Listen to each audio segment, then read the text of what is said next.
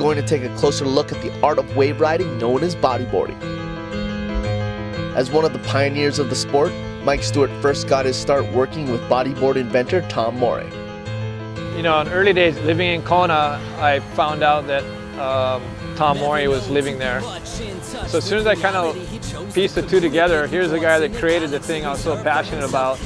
You know, I was out riding by myself at these reefs and just so into it, and I found that the guy that invented the whole thing is right there in my backyard. And so I eventually sought out to get a job there and went to his development center, and he gave me a job just cleaning up, and we developed a relationship. And I don't know if he had the idea of where the sport would go or how it could be functional in more ways of consequence, but you know, one thing led to another, and you know, it's cool. To me, it's like almost an extension of, it's like a fast version of body surfing where you still feel intimate to the wave, but you have this planing surface that you can control.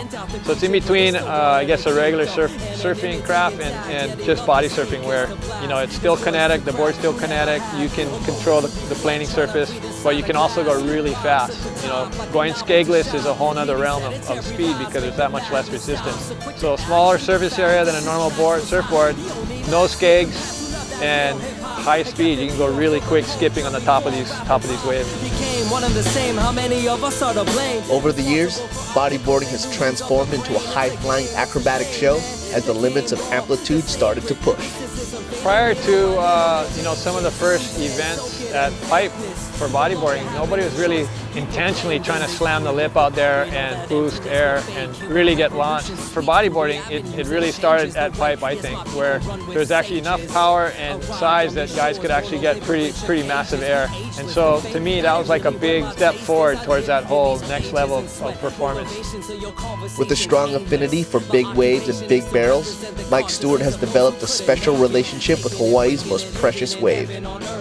The first time I paddled out to Pipe, it was really a monumental experience for me. You know, I had been surfing by that time probably a solid like 12 or 15 years, slowly working my way up to bigger and better waves.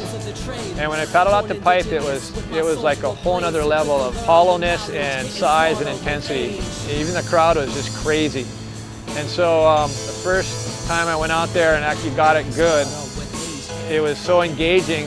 And, I mean, I literally sat in the channel probably for about an hour and just watched it in awe. And then I slowly moved into it and started catching waves. But that first session was just like, man, this is the you know, final frontier. I got to learn everything I can. You know, I want to experience this place. And so I kind of committed myself to that wave for quite a while. And in the early days, there wasn't a lot of guys riding bodyboards out there. You know, I have a great respect for all the guys surfing that place, and I hopefully am respectful in the water, and I think that respect probably wears off onto them, and they go, oh, okay, you know, this guy's not going to be disrespectful, and he's going to be cool, and so I kind of slowly worked my way into the lineup like that. Through dedication to the sport and much respect from his peers, Stewart's passion for bodyboarding continues to shine as his evolving role broadens. Die-hard charges, magician in barrels, dominant, pipeline master, guru, genius. Just straight up major, he's major. Michael Jordan of bodyboarding. Waterman, nemesis, friend, the wizard, scientist, humble, mentor, icon of the sport, supporter of the sport. He's the boss. Living legend. Legend. Legend. Legend. The legend, bro.